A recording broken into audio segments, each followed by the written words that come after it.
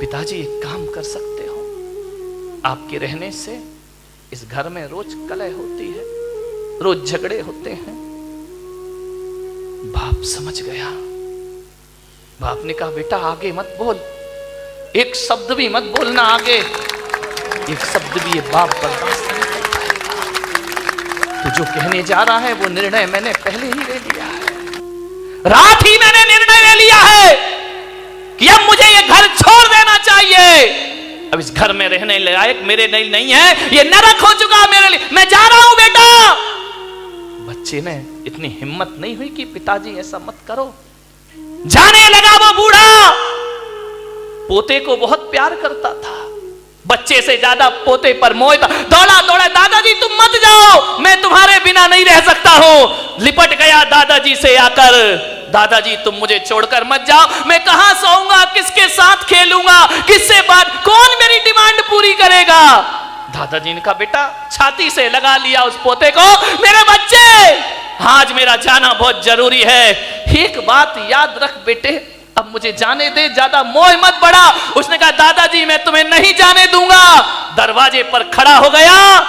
दादाजी ने कहा बेटा देख, तेरे मम्मी पापा को मेरा यहाँ रहना अच्छा नहीं लगता है, इसलिए मैं ये घर छोड़ करके मैं तुझसे मिलने आऊंगा।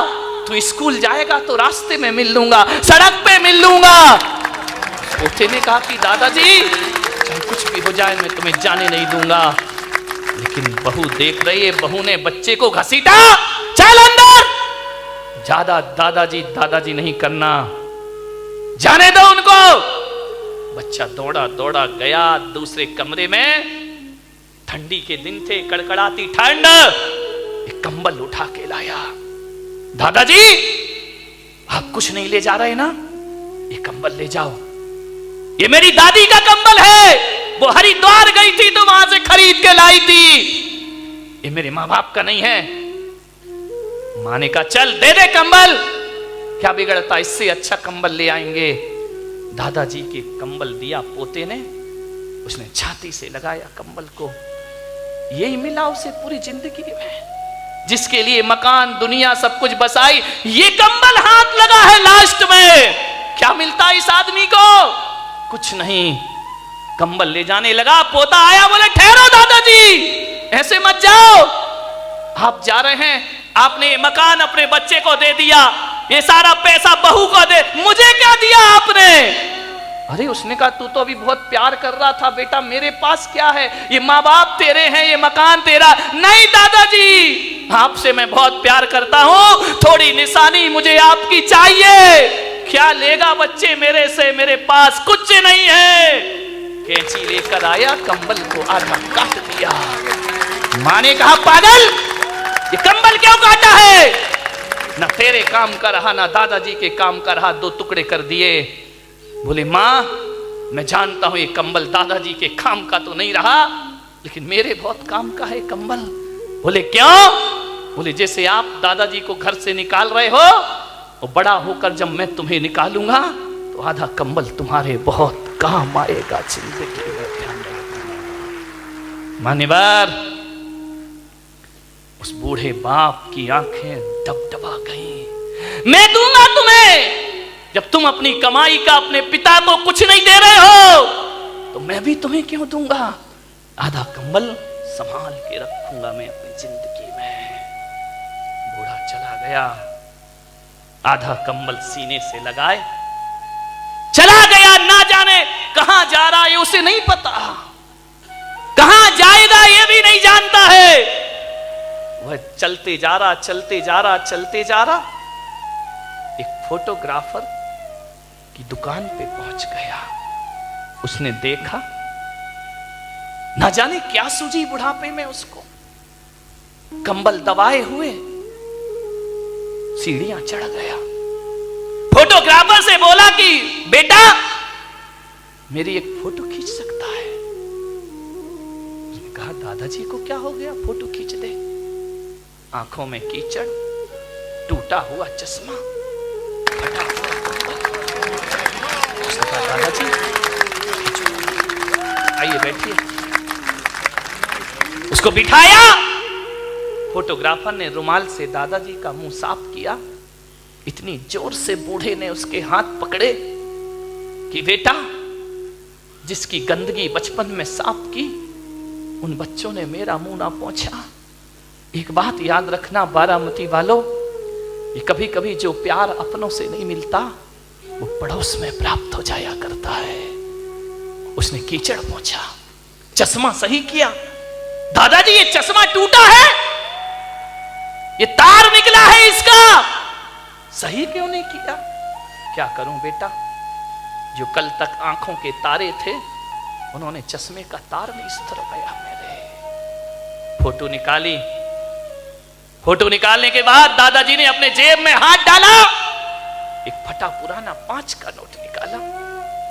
बोले बेटा ये ले ले।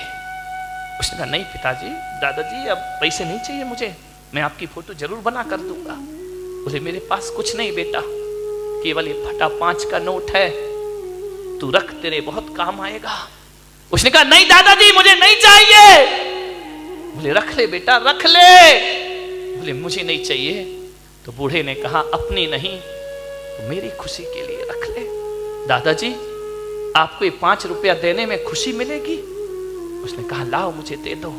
उसने 5 का नोट देखा, फटा सा था। आज वो 5 का नोट हजारों की गड्डियों के सामने भारी पड़ रहा था उस फोटोग्राफर को। उसने लिया 5 का नोट डाला। दादाजी ने कहा 2 दिन बाद मेरी फोटो ले लेना। ठीक है। 2 दिन बीते। 2 दिन बाद 2 लड़के पहुंचे फोटोग्राफर के पास। बोले भाई साहब 2 दिन पहले एक दादाजी ने यहां फोटो खिंचाई थी, वो फोटो हमें चाहिए। आप कौन है? हम उनके लड़के हैं। ये डॉक्टर है, इंजीनियर है। आप उनके लड़के हैं? आपको कैसे पता कि फोटो खींची है? बोले बड़ा अफसोस है कि जिस दिन मेरे पिता तुम्हारे यहां से फोटो खिंचा के जा रहे थे और इन सीढ़ियां उतर रहे थे, आगे पहुंचे हैं और एक जोरदार ट्रक की टक्कर में उनका एक्सीडेंट हुआ और वो दुनिया में नहीं रहे। जब हमें सूचना मिली हम गए, जब तक प्राण पखेरु उड़ गए, उनके कुर्ते के जेब में तुम्हारी दुकान की रसीद पड़ी थे। बस वही रसीद लेकर हम तुम्हारे यहां आए हैं। वो फोटो तो दिखाओ जरा। फोटो दिखाई। अरे ये फोटो खींची है तुमने? ये फटे से कपड़े, टूटा सा चश्मा, आंखों में कीचड़। बोले एक काम करो, कंप्यूटर का जमाना है, इसमें एडिट कर दीजिए। अच्छी शेरवानी पहना दो इनको, सोने की चेन डाल दो गले में, एक अच्छी कुर्सी पर इन्हें बिठा दो, इनका चेहरा थोड़ा सा बदल दो। उसने कहा भाई साहब बहुत पैसा लगेंगे। बोले देंगे 5,000 रुपए लगेंगे। बोले देंगे 5,000 रुपए। ये वो औलाद जिसने जीते जी बाप को 5 रुपए नहीं दिए, वो 5,000 की फोटो ले रही है। उस आदमी ने पूछा कि आप इतनी बड़ी फोटो क्यों बनवा रहे हो? बोले परसों हमें इनका उठावना करना है, समाज में हमारी इज्जत का सवाल है। हम उनकी ऐसी फोटो नहीं लगा सकते हैं। हमारा भी स्टेटस है, हमारा भी स्टैंडर्ड है। सारी समाज हमारे यहाँ आएगी। जितनी सुंदर फोटो बना सको फोटो बना दीजिए। कल सारे लोग श्रद्धांजलि सभा में उपस्थित होंगे। ये है माँ बाप का सम्मान। फोटोओं पर फूल चढ़ाने वालों, जीते जी तो शब्द प्यार से नहीं बोलते हो। कैसी औलाद है कि जीते जी बाप के लिए नए कपड़े नहीं आते, मर जाए तो नया कफन खरीदने दौड़ते हो। ध्यान रखिए मेरे भाई, आपसे निवेदन है, लाशों पर फूल मत चढ़ाना कोई बात नहीं है। जीते जी बाप से फूल जैसी बातें जरूर किया करो, तुम्हारा जीवन सार्थक होगा। यह संस्कृति होना चाहिए भारत की।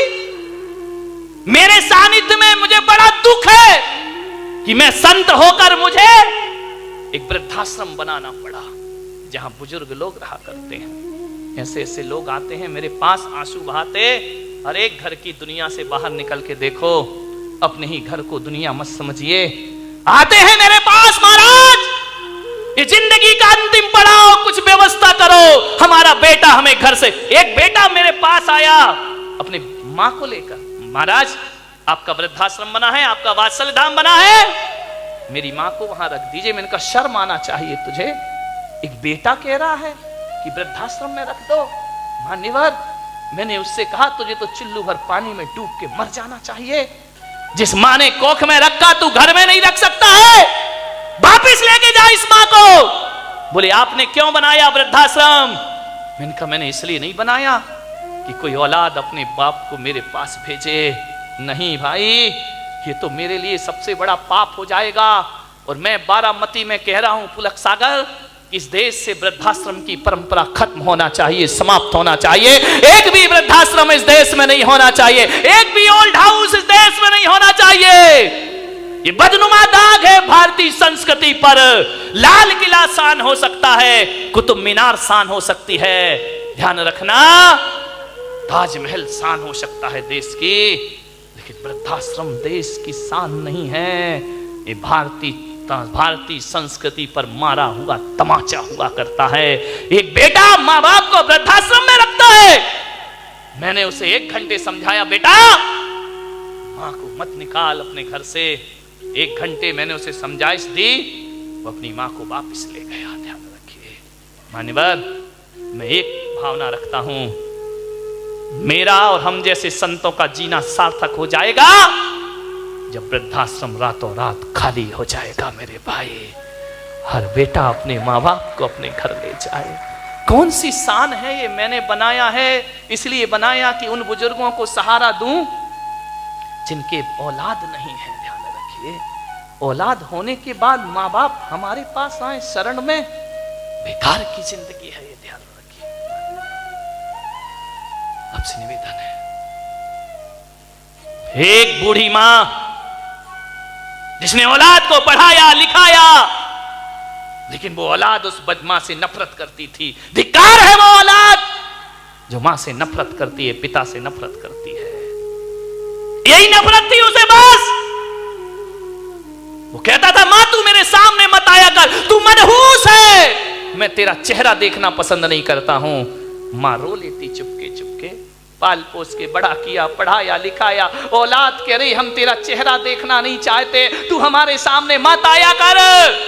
मां आती, मां की ममता थी बेचारी, क्या करे। स्कूल जाती, टिफिन देने जाती, बच्चे का भोजन देने जाती। बच्चे से कोई पूछता कि ये बुढ़िया कौन है, तो मालूम है वो ऐसी औलाद, ऐसी कायर औलाद जो अपने दोस्तों को कहता ये नौकरानी है जो हमारे घर से हमें टिफिन ला के देती है।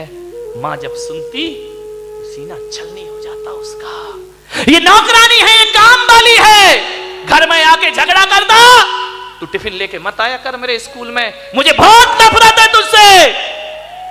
ऐसी औलाद जिसके लिए ईश्वर के सामने हाथ फैलाए, आज वही ईश्वर का वरदान उसे अभिशाप लग रहा है। औलाद पसंद नहीं करती है। एक बात ध्यान रखना, मां कैसी भी हो, मां तो मां होती है मेरे भाई। मां काली हो, मां गोरी हो, मां बदसूरत हो, एक बात ध्यान रखना, मां की सूरत नहीं देखी जाती, मां का दिल देखा जाता है मेरे भाई दुनिया में। इसलिए नफरत थी उसे कि उस मां की एक आंख नहीं थी। तू कानी है, मेरे सामने मत आया कर। मां रो लेती चुपके चुपके।